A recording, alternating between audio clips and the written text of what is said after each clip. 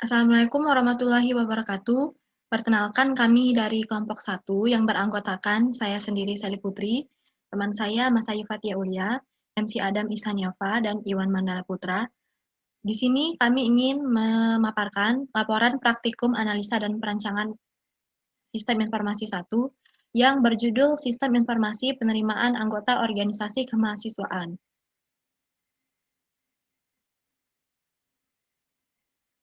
Baik, untuk materi-materi yang akan kami bahas pada laporan kami ini, yaitu ada pendahuluan, kemudian bab 2 pembahasan tentang sistem informasi dan organisasi kemahasiswaan, kemudian analisis bisnis, kemudian analisis kebutuhan sistem, diagram Fishbone,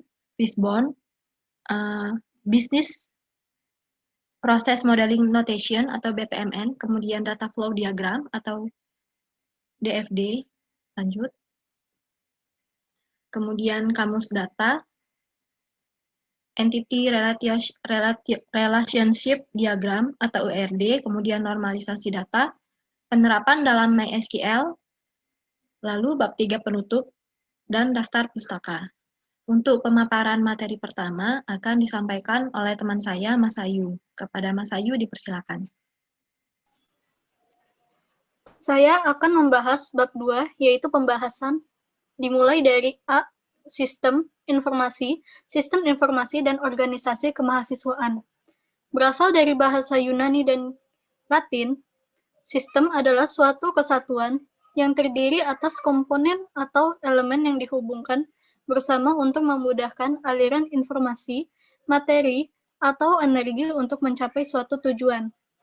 Informasi merupakan hasil dari pengolahan data sehingga menjadi bentuk yang penting bagi penerimanya dan mempunyai kegunaan sebagai dasar dalam pengambilan keputusan yang dapat dirasakan akibatnya secara langsung saat itu juga atau secara tidak langsung pada saat mendatang.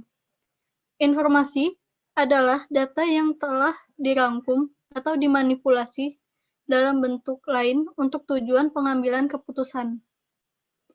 Organisasi kemahasiswaan merupakan wadah bagi mahasiswa untuk mengembangkan kapasitas kemahasiswaannya berupa aspirasi, inisiasi, atau gagasan-gagasan positif dan kreatif melalui berbagai kegiatan yang relevan dengan tujuan pendidikan nasional serta visi dan misi institut perguruan tinggi itu sendiri yang bekerja secara organisatoris. Jadi, sistem informasi penerimaan anggota organisasi kemahasiswaan adalah gabungan antara beberapa elemen, yaitu mahasiswa, perangkat lunak, perangkat keras, dan informasi untuk membangun suatu sistem terorganisir dalam suatu organisasi kemahasiswaan agar terciptanya keefisiensian dan keharmonisan dalam suatu organisasi yang terorganisir untuk mencapai suatu tujuan, yaitu organisasi kemahasiswaan yang baik dalam segala aspek, baik secara internal maupun eksternal, dan bisa menjadi contoh yang baik bagi mahasiswa. B. Analisis bisnis. Analisis sistem adalah teknik pemecahan masalah dengan cara memecah suatu masalah menjadi bagian-bagian terkecil dan mempelajari dan menyelesaikan masalah pada bagian tersebut. Oleh karena itu, analisis sistem harus dilakukan secara lengkap dan teliti. Analisis bisnis adalah metode yang menganalisis masalah performance, information, ekonomi, control, efisiensi, dan service. Berikut ini adalah analisis bisnis terhadap sistem informasi penerimaan anggota organisasi kemahasiswaan. A. Analisis performance adalah analisis kemampuan sistem dalam menyelesaikan tugasnya dengan cepat dan tepat. Performance diukur dengan jumlah produksi dan waktu tanggap. Sistem informasi penerimaan anggota organisasi kemahasiswaan harus bisa mempersingkat proses tersebut sehingga kegiatan dapat dilakukan jauh lebih cepat untuk menghemat waktu. B. Analysis information adalah kemampuan sistem untuk menyediakan informasi yang tepat dan lengkap kepada pendaftar. Sistem informasi penerimaan anggota organisasi kemahasiswaan harus bisa mempersingkat dan mengefektifkan kegiatan menjadi secara cepat dan akurat sehingga pendaftar dapat memahami syarat dan kronologis kegiatan yang akan berlangsung untuk menghindari kesalahan yang tidak diinginkan yang dapat menghambat kegiatan. C. Analisis ekonomi adalah penilaian terhadap keuntungan yang didapatkan dari sistem informasi penerimaan anggota organisasi kemahasiswaan secara manual bisa menghabiskan banyak kertas untuk mencatat proses transaksi setiap kegiatan, terutama saat pendaftaran dan wawancara. Sistem informasi penerimaan anggota organisasi kemahasiswaan harus menyediakan rekap kegiatan-kegiatan melalui layar monitor untuk mengurangi penggunaan kertas. D. Analisis control adalah penilaian terhadap keamanan sistem informasi penerimaan anggota organisasi kemahasiswaan secara manual rentan terhadap pencurian data-data kegiatan terutama saat wawancara. Sistem informasi penerimaan anggota organisasi kemahasiswaan harus bisa melindungi informasi pendaftar dengan baik. E. Analisis efisiensi adalah penilaian terhadap efisiensi sistem yang dikembangkan. Sistem informasi penerimaan anggota organisasi kemahasiswaan harus bisa diakses kapanpun dan dimanapun sehingga pendaftar tidak perlu lama menunggu. F. Analisis service adalah penilaian terhadap layanan yang diberikan oleh sistem yang dikembangkan. Sistem informasi penerimaan anggota organisasi kemahasiswaan harus memiliki kemampuan untuk menampung jumlah user yang banyak sehingga sistem tidak down jika diakses banyak pendaftar di waktu yang bersamaan. Dari hasil analisis masalah di atas, dapat diketahui bahwa masalah utama dalam sistem informasi penerimaan anggota organisasi kemahasiswaan ini adalah bagaimana cara agar sistem dan kegiatan dapat berjalan dengan optimal. C.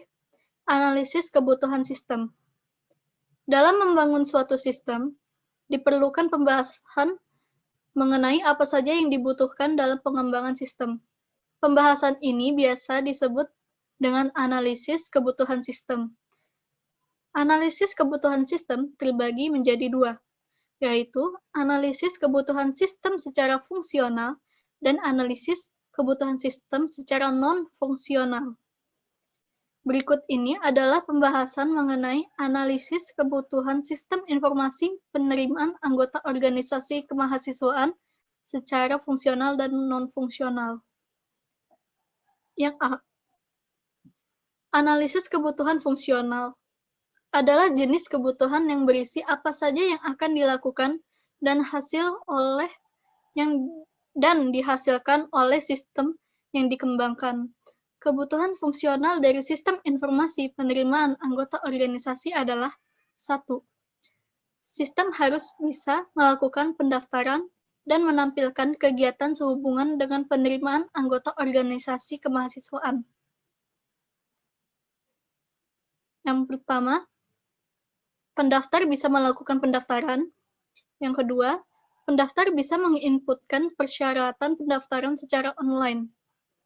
Yang ketiga, sistem harus bisa memverifikasi data pendaftar. Yang keempat, pendaftar bisa melihat rundown kegiatan beserta jadwal wawancara. Yang kelima, pendaftar bisa mengakses pengumuman kelulusan. Yang keenam, sistem bisa menampilkan pengumuman kelulusan.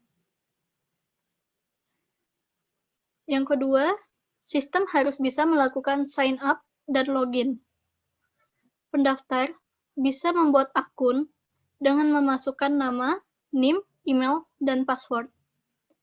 Pendaftar bisa membuat dan mengganti username dan password akun.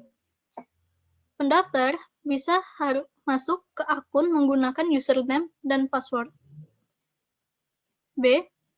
Analisis kebutuhan non-fungsional. Kebutuhan non-fungsional adalah kebutuhan tambahan yang tidak memiliki input, proses, ataupun output. Namun demikian, kebutuhan non-fungsional ini sebaiknya dipenuhi, karena akan sangat menentukan apakah sistem ini akan digunakan user atau tidak. Kebutuhan non-fungsional ini dapat dikategorikan berdasarkan operasional, keamanan, informasi, dan kinerja. Kebutuhan non-fungsional sistem informasi penerimaan anggota organisasi kemahasiswaan adalah 1.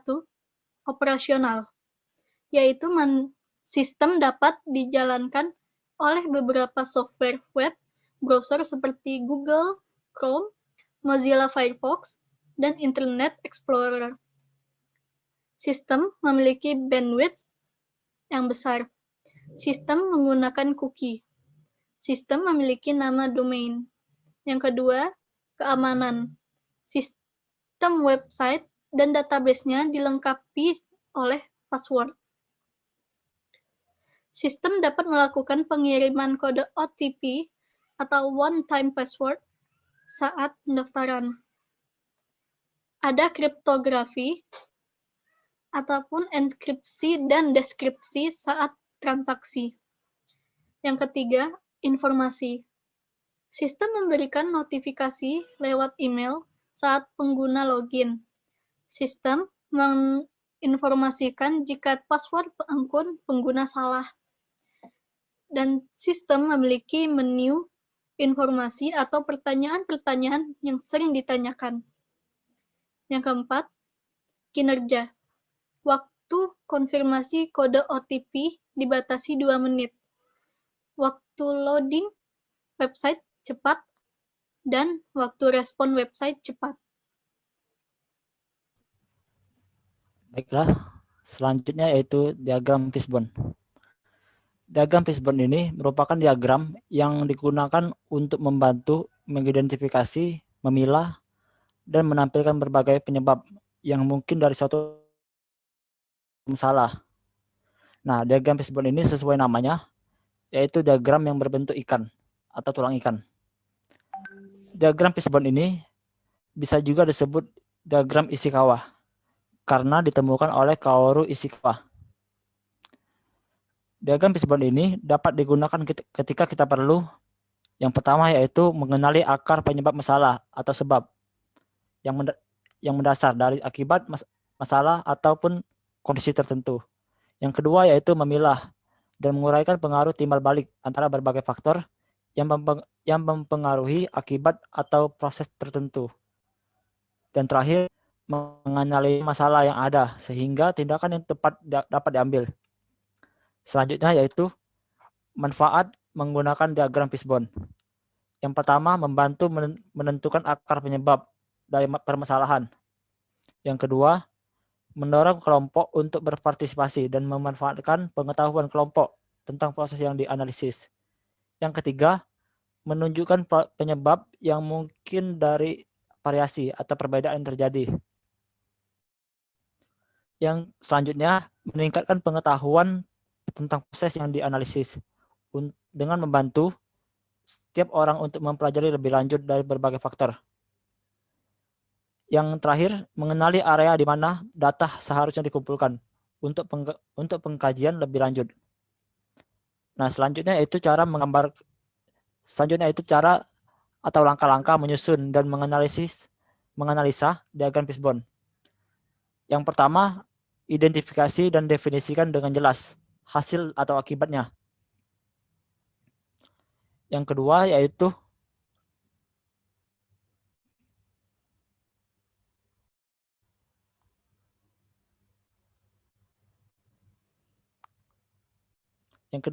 gambar garis panah horizontal ke kanan yang akan menjadi tulang belakang. Nah, itu adalah contoh dari garis panah horizontal yang ke kanan. Selanjutnya yang ketiga yaitu identifikasi penyebab-penyebab utama yang mempengaruhi hasil atau akibat.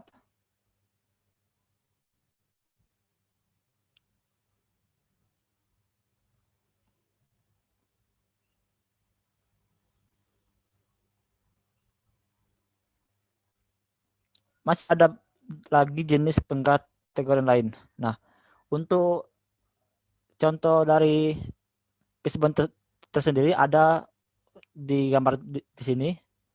Di sini ada ekor dari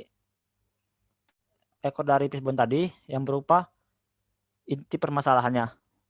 Nah, untuk 4 bagian tersebut ada promotion, place, people, dan proses.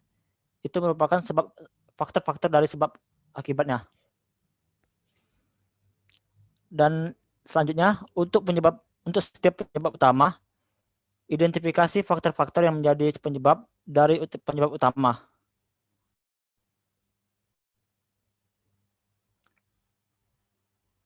Untuk pengaplikasikannya, di sini ada inti dari masalah tadi berupa proses, people, place, dan promotion. Nah, untuk faktor-faktornya, faktor-faktor penyebabnya, untuk proses itu sendiri, borosnya waktu yang digunakan untuk kegiatan. Untuk people, kurangnya panitia. Untuk place, minimnya ruangan untuk melakukan kegiatan wawancara. Lalu ada juga situasi yang kurang kondusif akibat terlalu ramai. Dan juga sarana dan prasarana yang tidak mendukung. Untuk promotion, kesulitan dalam sosialisasi ke peserta. Dan juga kesulitan dalam menemukan media partner. Untuk selanjutnya, identifikasi lebih detail lagi secara bertingkat.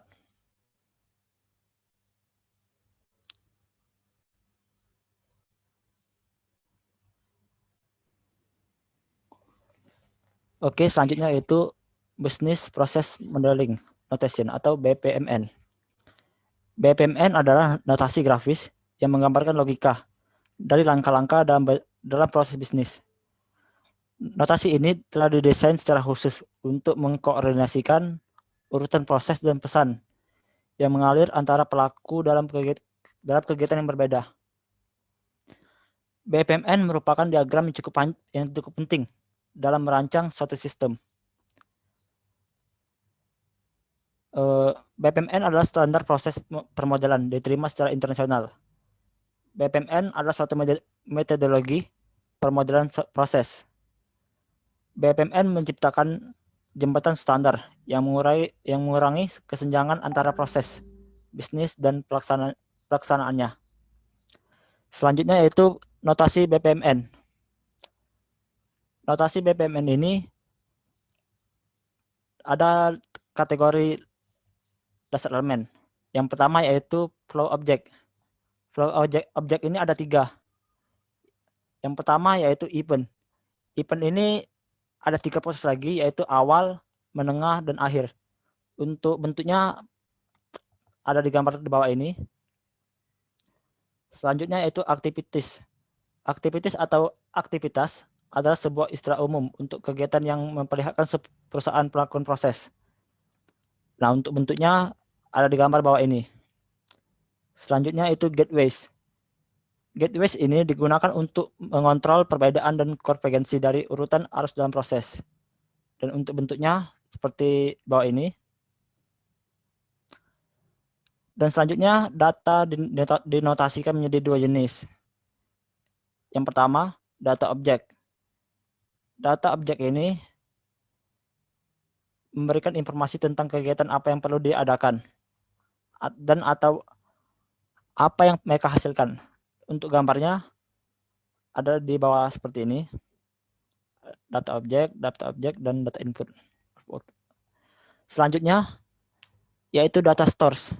Data store adalah tempat di mana proses terjadi, proses membaca dan proses menulis data. Untuk bentuknya itu sendiri ada pada gambar bawah ini. Selanjutnya connecting objects. Connecting objects ini ada 4 cara menghubungkan objek arus informasi satu sama lain atau lainnya. Yang pertama yaitu sequence flows. Sebuah arus urutan digunakan untuk menunjukkan urutan kegiatan yang akan dilakukan dalam proses. Nah, bentuk sequence flow seperti panah di bawah ini. Selanjutnya yaitu message flow. Digunakan untuk menunjukkan aliran pesan antara dua pelaku yang telah dipersiapkan untuk mengirim dan menerima mereka. Untuk bentuknya seperti bawah ini yaitu garis panah putus-putus. Selanjutnya association. Digunakan untuk menghubungkan informasi dan artefak dengan elemen BPMN grafis. Dan bentuknya garis panah putus kecil-kecil. Dan yang selanjutnya lagi ada swim lines. Pada swim lines ini ada 2 cara pengelompokan unsur-unsur pemodelan utama. Yang pertama yaitu pulse. Pulse adalah representasi grafis dari pelaku atau peserta kolaborasi. Untuk contohnya ada pada gambar di bawah ini. Nah, untuk lane adalah partisi sub dalam proses. Terkadang dalam pool akan memperpanjang seluruh proses baik secara vertikal ataupun horizontal. Nah, untuk contohnya sendiri ada pada gambar bawah ini. Dan yang kelima yaitu ada artefak. Artefak digunakan untuk memberikan informasi tambahan tentang proses. Nah, ada 2 artefak standar. Tapi pemodel atau alat pemodelan bebas untuk menambahkan sebanyak artefak yang diperlukan. Yang pertama yaitu group. Group adalah pengelompokan unsur-unsur grafis yang berada dalam kategori yang sama. Group dilambangkan seperti di bawah ini.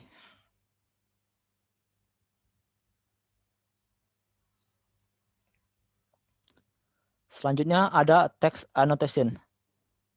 Text annotation adalah mekanisme untuk modeler untuk memberikan informasi teks tambahan untuk membaca sebuah diagram BPMN. Contohnya seperti bawah ini. Nah, selanjutnya langkah-langkah menyusun BPMN. Yang pertama yaitu tentukan aktivitas sistem yang ingin dijelaskan. Yang kedua, buatlah cakupan dari sistem menggunakan pool. Yang ketiga, buatlah sub cakupan menggunakan lane. Lalu, buatlah event awal. Selanjutnya, tentukan apa saja proses dan subproses yang akan terjadi dalam sistem. Dan yang keenam, tentukan event menengah jika ada dan event akhir. Yang ketujuh, hubungkanlah proses-proses dan event tersebut menggunakan sequence flows. Dan yang terakhir, tambahkan aksi-aksi lain seperti action by message, data store, atau data object jika ada. Nah, di bawah ini merupakan BPMN dari sistem informasi anggota organisasi kemahasiswaan. Nah, di sini dijelaskan bahwa yang pertama yaitu pendaftar. Pendaftar mengumpulkan persyaratan pendaftaran, lalu melakukan pendaftaran calon anggota organisasi. Setelah itu, menetapkan data pendaftaran calon anggota organisasi. Selanjutnya melakukan tes wawancara. Setelah tes wawancara, lanjutkan seleksi kelulusan anggota organisasi. Lalu menyetujui pengumuman. Lalu ketua menyetujui pengumuman. Balik lagi ke panitia. Panitia mengumumkan hasil kelulusan penerimaan calon anggota organisasi. Nah, di sini pendaftar bisa melihat hasil kelulusan calon anggota organisasi dan juga ketua bisa melihat hasil pengumuman calon anggota organisasi.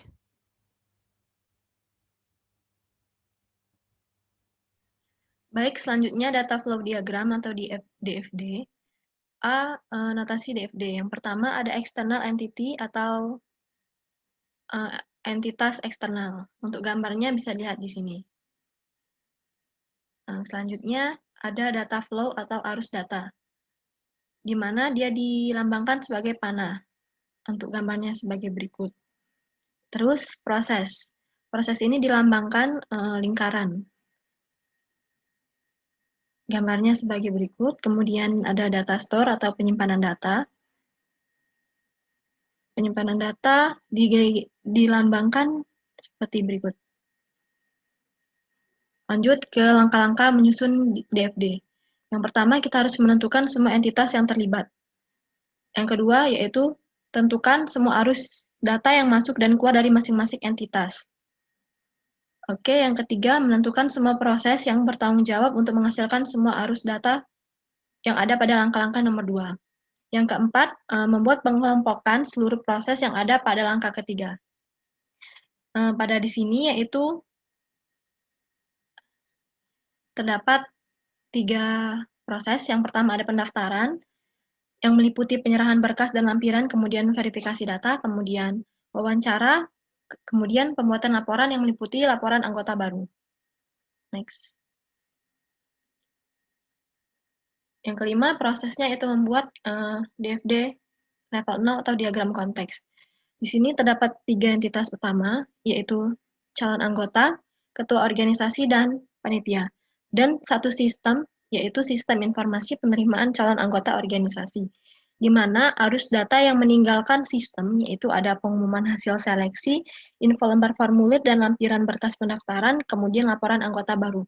Dan data flow yang mengarah ke dalam sistem, yaitu ada formulir pendaftaran, lampiran berkas calon anggota organisasi, tes wawancara, kemudian seleksi kepada calon anggota, pengumuman hasil kelulusan calon anggota, kemudian ketua organisasi menyetujui pengumuman calon anggota organisasi. Lanjut.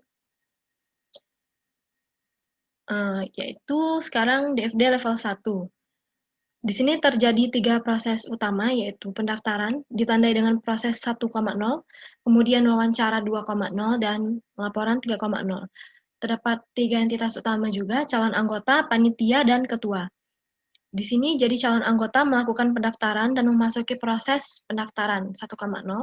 Kemudian info pendaftaran dilanjutkan kepada panitia, dan setelah melakukan proses pendaftaran, maka akan dilanjutkan ke dalam file data calon anggota. Lanjut ke proses wawancara, di mana calon anggota melakukan wawancara, kemudian panitia akan melakukan seleksi wawancara. Yang ketiga, setelah melakukan seleksi wawancara, maka data hasil wawancara akan disimpan ke dalam data wawancara. Proses ketiga yaitu laporan. Di laporan ini akan diumumkan kelulusan kepada calon anggota, kemudian panitia akan mengumumkan hasil kelulusan, yang laporan hasil wawancara itu akan disimpan ke dalam file data hasil seleksi. Kemudian ketua akan mengecek laporan, dan laporan akan dimasukkan ke dalam entitas ketua, yaitu laporan data anggota baru. Kemudian panitia juga akan menyerahkan data anggota baru kepada ketua. Untuk yang selanjutnya yaitu DFD level 2 proses 1, yaitu di mana di sini akan menerangkan lebih lanjut tentang proses 1, yaitu pendaftaran.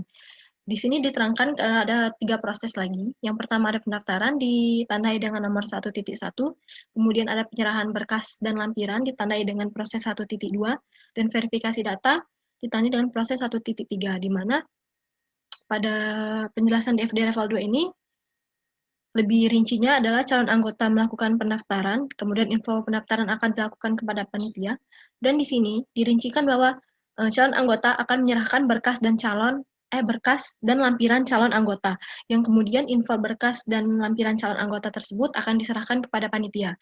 Selanjutnya verifikasi datanya akan diverifikasi terlebih dahulu oleh panitia, kemudian data hasil verifikasi akan dimasukkan ke dalam file data calon anggota, dan hasil verifikasi datanya akan diberikan kepada panitia. Akan diberikan kepada anggota. Oke, selanjutnya adalah Kamusata. Kamusata ini merupakan model berikutnya dari DFD tadi.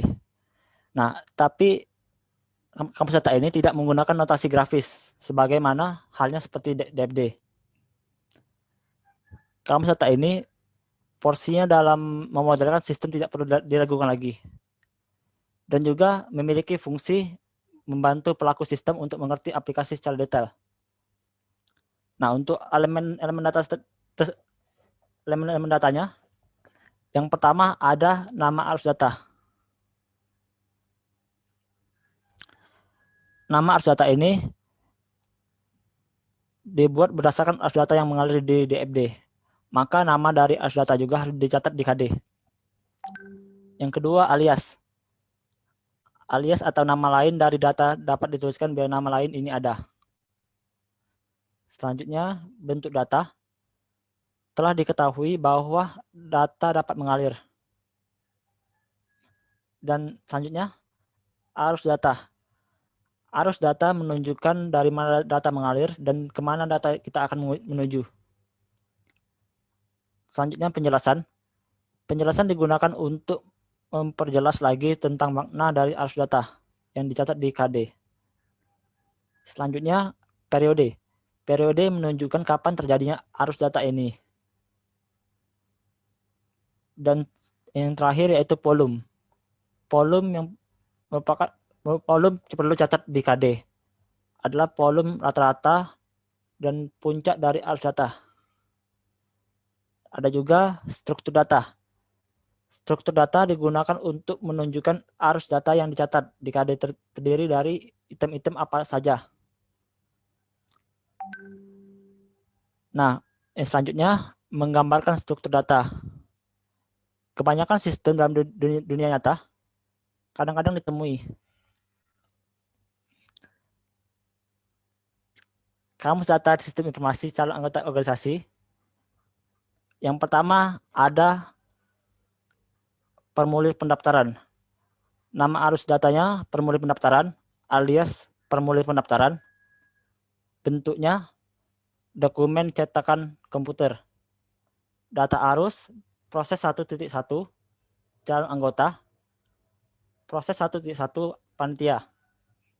Penjelasannya berisi data pribadi pendaftar. Untuk periodenya 1 kali selama 1 tahun. Volumenya tidak ada.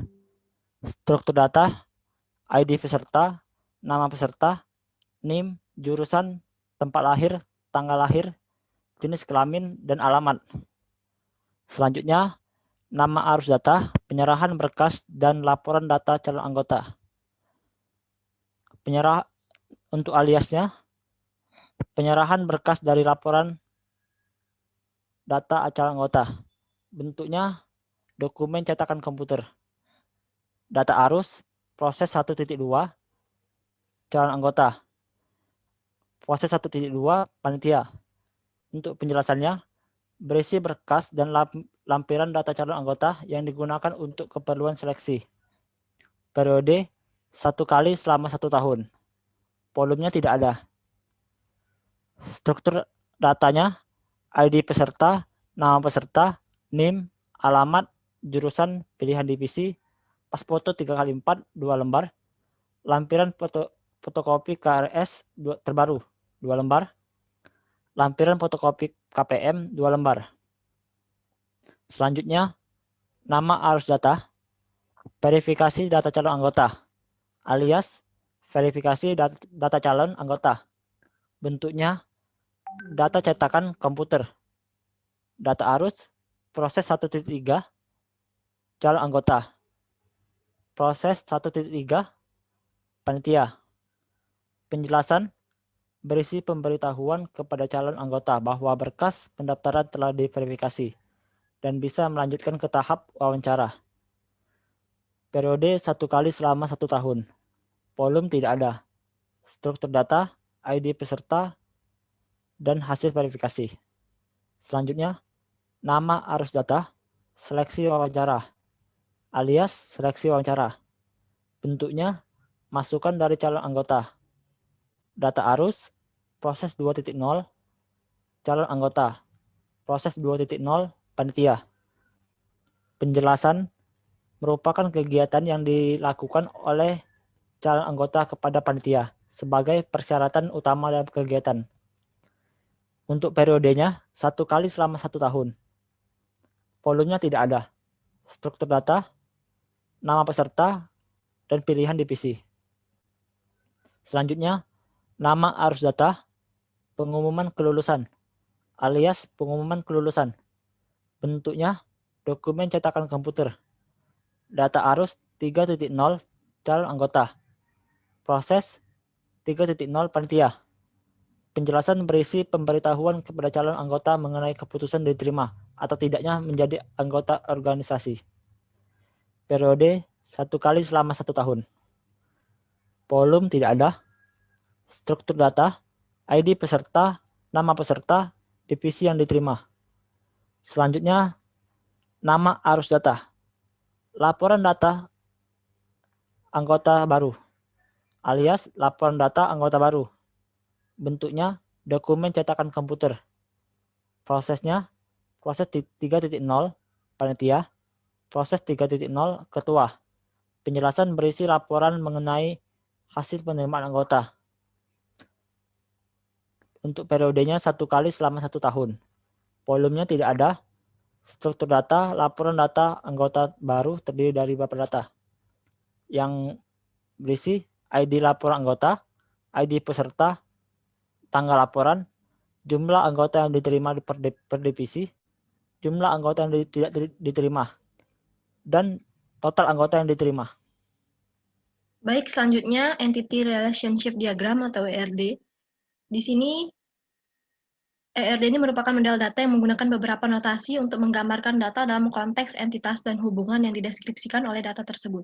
Untuk notasi ERD yang pertama ada entity set, yaitu terbagi menjadi 2, yaitu entitas kuat dan entitas lemah. Untuk entitas kuat, gambarnya sebagai berikut. Untuk entitas lemah, yaitu 2 kotak ya. Lanjut, atribut. Atribut ini terbagi jadi beberapa juga. Yang pertama ada atribut biasa. Oke, atribut kunci. Selanjutnya ada atribut nilai. Kemudian ada atribut multi-value. Dan ada atribut komposit. Atribut turunan. Oke, untuk relationship set itu dapat dilihat sebagai gambar berikut. Untuk link bisa dilihat juga. Kemudian kardinalitas. Kardinalitas ini mendefinisikan jumlah minimum dan maksimum kemunculan sebuah entitas yang mungkin dihubungkan dengan kemunculan tunggal dari entitas lain. Oke, lanjut. Entitas yang pertama itu yaitu kardinalitas yang pertama yaitu ada one-to-one yang digambarkan sebagai berikut. Oke, untuk ERD-nya sebagai berikut. Lanjut, one-to-many bisa dilihat di gambar. Lanjut, many-to-one bisa dilihat di gambar. Kemudian many-to-many. Oke, lanjut. Kemudian langkah-langkah menyusun ERD. Yang pertama, kita harus menentukan entitas dalam ERD. Di sini, dalam sistem informasi penerimaan calon anggota organisasi kemahasiswaan, kami memiliki 3 entitas utama, yaitu peserta, divisi, dan panitia. Langkah kedua, yaitu menentukan atribut di dalam entitas-entitasnya. Untuk atribut dari tabel peserta, itu ada beberapa, bisa kalian lihat sendiri. Untuk atribut pada tabel divisi, untuk atribut pada tabel panitia, dan atribut pada tabel login. Kemudian itu digambarkan sebagai gambar sebagai berikut. Jadi di entitas tadi kami menambahkan atribut-atribut sesuai dengan atribut yang kami butuhkan. Di sini ada beberapa penerapan atribut, yaitu ada atribut biasa. Kemudian di situ terlihat ada atribut komposit pada alamat yang diletakkan jalan dengan nomor rumah. Kemudian untuk atribut primary atau atribut key itu digarisbawahi. Kemudian juga kami di situ ada atribut multi-value yang di tabel panitia, yaitu pada atribut anggota. Yang lanjut yaitu menentukan relasi. Jadi relasinya pada ERD kami yaitu peserta memilih divisi dengan lalu divisi memerlukan panitia. Untuk gambarnya bisa dilihat. Jadi di sini sudah ditambahkan relasi ya. Jadi di sini di relasi kami itu ada dua, yaitu seleksi dan memerlukan. Jadi peserta melakukan seleksi divisi dan divisi itu memerlukan panitia. Untuk seleksi di sini kami menambahkan atribut lagi, yaitu ID seleksi, ID divisi, ID peserta, dan hasil. Lanjut. Itu lanjut menentukan key, yaitu key pada tabel peserta, yaitu ID peserta, key pada entitas divisi, yaitu ID divisi, dan key pada entitas panitia, yaitu ID panitia. Kemudian untuk kardinalitas, lanjut. Bisa diperkecil gambarnya. Nah, stop.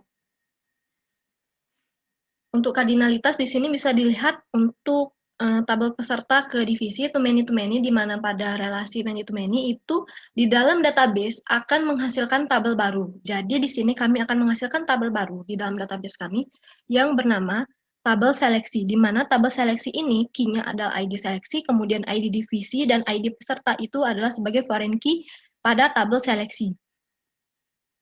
Untuk relasi divisi ke panitia itu adalah one to many.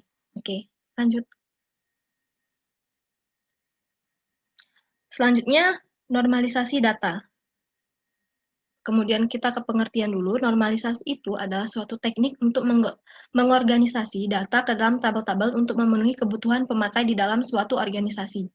Nah, jadi untuk normalisasi ini terdapat beberapa tahap, yaitu yang pertama adalah bentuk normal ke-1 atau 1NF. Yang kedua ada bentuk normal kedua atau 2NF. Yang ketiga ada bentuk normal ketiga atau 3NF.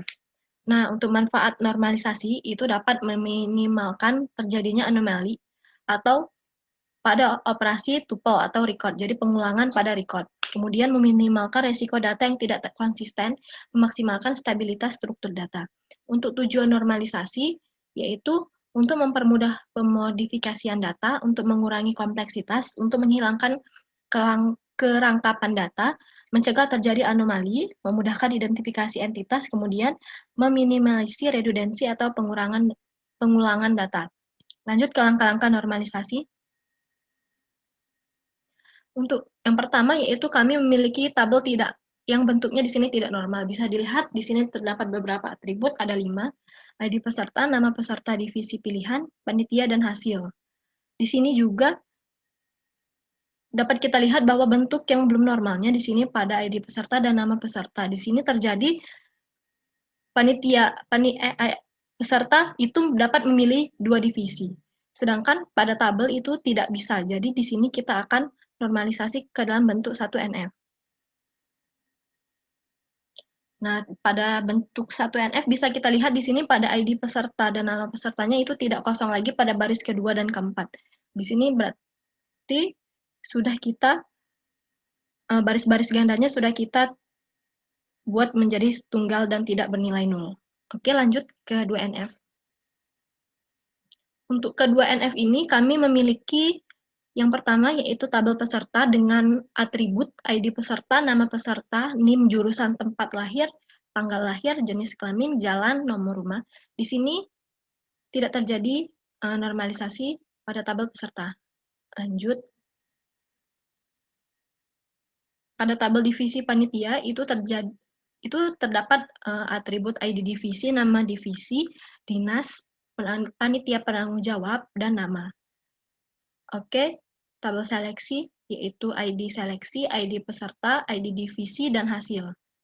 Lanjut ke bentuk 3NF.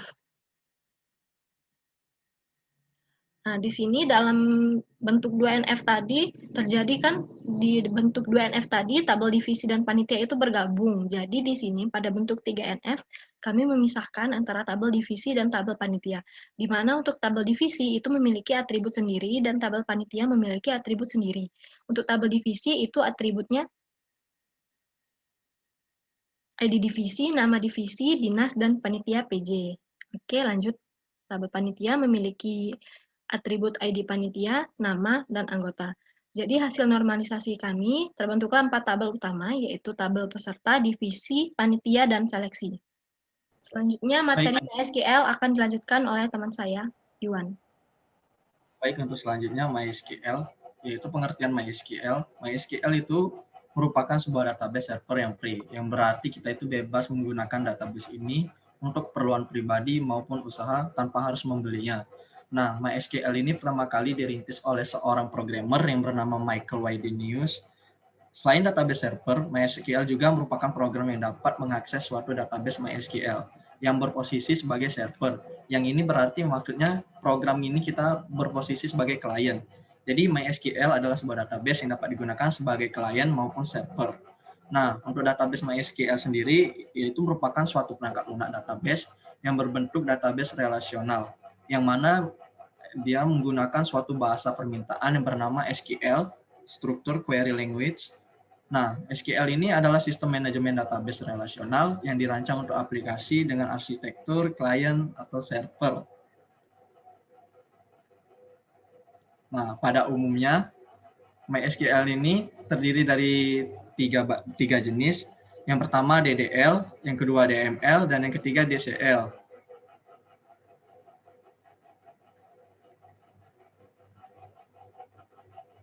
Nah, yang pertama kita akan memasuki DDL, yang mana DDL ini merupakan perintah SQL yang berhubungan dengan pendefinisian suatu struktur database. Dalam hal ini, database dan table.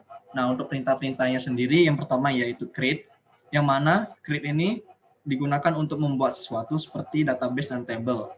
Dan yang kedua, alter, yang mana perintah alter ini digunakan untuk merubah struktur atau mengubah informasi yang kita ingin ubah. Dan yang selanjutnya, drop, yaitu untuk digunakan menghapus database maupun tabel, kolom, indeks, dan yang lainnya. Nah, untuk penerapan DDL sendiri, kita masuk dari yang pertama yaitu create, yang mana kita akan membuat database baru yang bernama penerimaan anggota, yang mana dengan formulanya bisa dilihat kita di gambar ini, create database penerimaan anggota. Dan yang untuk selanjutnya, kita akan membuat sebuah tabel dengan create tabel peserta, yang mana yang berisikan seperti gambar di bawah ini. Dan yang untuk selanjutnya alter, di sini kita akan menambahkan kolom nomor telepon pada tabel peserta, yang mana formulanya alter table peserta add nomor telepon varchar 12. Dan bisa kita lihat sendiri outputnya sebagai berikut. Dan untuk yang terakhir yaitu drop, yang mana salah satu penerapan drop ini kita akan menghapus tabel peserta. Maka kita akan menghapus semua isi yang ada di dalam tabel peserta ini dengan menggunakan drop tabel peserta. Nah, maka tabel ini akan terhapus dari database penerimaan anggota yang ada. Dan untuk yang selanjutnya yaitu DML, yaitu merupakan perintah SQL yang berhubungan dengan manipulasi atau pengolahan data dalam tabel. Nah, perintah SQL sendiri terdiri dari select, insert, update, dan delete. Untuk select sendiri, perintah select ini digunakan untuk menampilkan data-data yang ada di dalam tabel pada suatu database, yang mana di sini kita langsung penerapannya, kita akan menampilkan seluruh data yang ada di dalam tabel dengan menggunakan select bintang from nama tabel, yang itu nama tabelnya peserta, yang mana outputnya akan seperti berikut ini. Dan untuk yang selanjutnya insert, yang dimana perintah insert ini digunakan untuk menambahkan data pada tabel yang terdapat di dalam database. Nah, untuk insert sendiri kita akan memasukkan data-data ini ke dalam tabel peserta, yang mana formulanya sebagai berikut, dan dengan outputnya seperti ini. Dan untuk yang selanjutnya kita akan memasuki update, yang mana update ini digunakan untuk mengubah data atau memodifikasi data yang terdapat di dalam tabel. Untuk update sendiri, kita akan mengupdate, mengubah data pengmas menjadi pengabdian masyarakat dengan formula sebagai berikut: update divisi set nama divisi bla bla bla bla dengan output sebagai berikut seperti gambar ini. Dan untuk yang selanjutnya yaitu delete, yang mana delete ini berfungsi untuk menghapus data yang ada yang kita inginkan. Sebentar, ini ada kesalahan. Delete. Nah, dimana kita akan menghapus username dari Tiau dari tabel yang ada dengan formula sebagai berikut: delete from bla bla bla bla dengan output sebagai yang ada di gambar ini. Nah, data dengan username Tiau telah dihapus dari tabel yang ada. Dan untuk yang selanjutnya kita ke bab 3 yaitu penutup, yang mana kesimpulan. Nah, kesimpulannya ini untuk memudahkan kegiatan penerimaan anggota dalam suatu organisasi kemahasiswaan, strategi dan sistem penerimaan yang digunakan haruslah yang baik dan efektif agar kegiatan penerimaan anggota dapat berjalan optimal. Nah, hal ini juga berlaku untuk penerimaan anggota organisasi yang telah kami rancang. Dengan memanfaatkan teknologi berbasis web ini, memungkinkan suatu organisasi dapat memperluas penyebaran informasi mengenai penerimaan anggota dan dapat memperbanyak jumlah pendaftar dalam lingkup fakultas di seluruh jurusannya. Teknologi ini juga adalah sistem informasi yang memanfaatkan kegiatan penerimaan secara online melalui website. Maka dalam merancang sistem informasi penerimaan anggota organisasi kemahasiswaan, masalah utama yang harus diselesaikan yaitu bagaimana cara agar penerimaan anggota bisa dilakukan secara optimal. Selain itu juga, masalah lain dan kebutuhan fungsional serta kebutuhan non-fungsional juga harus dapat terselesaikan. Nah, untuk mengatasi dan merancang hal tersebut, maka dibutuhkanlah diagram-diagram yang seperti kita jelaskan tadi, seperti diagram Fishbone, BPMN, DFD, ERD, serta tidak lupa juga penerapannya dalam MySQL. Dan untuk yang selanjutnya mungkin saran dari kami, dengan disampaikannya kesimpulan di atas, maka berakhirlah pula laporan analisis dan perancangan sistem informasi penerimaan anggota organisasi kemahasiswaan ini. Kami mengucapkan terima kasih telah membaca laporan praktikum ini. Kami selaku penulis juga sadar bahwa makalah kami ini masih jauh dari kesempurnaan. Oleh karena itu, kami menerima kritik dan saran yang membangun dari para pembaca sekalian agar kami dapat memperbaiki dan membuat makalah yang lebih baik lagi. Amin. Amin. Baik, terima kasih kepada teman-teman yang telah menyampaikan pemaparannya dari awal hingga akhir. Dengan penyampaian kritik dan saran tadi merupakan penutupan bagi pemaparan laporan kami pada sore hari ini. Jadi, saya sebagai moderator pamit undur diri. Mohon maaf apabila banyaknya kesalahan dari laporan kami dan juga kurang tepatnya dalam penyampaian materinya. Kami akhiri. Wassalamualaikum warahmatullahi wabarakatuh. Terima kasih.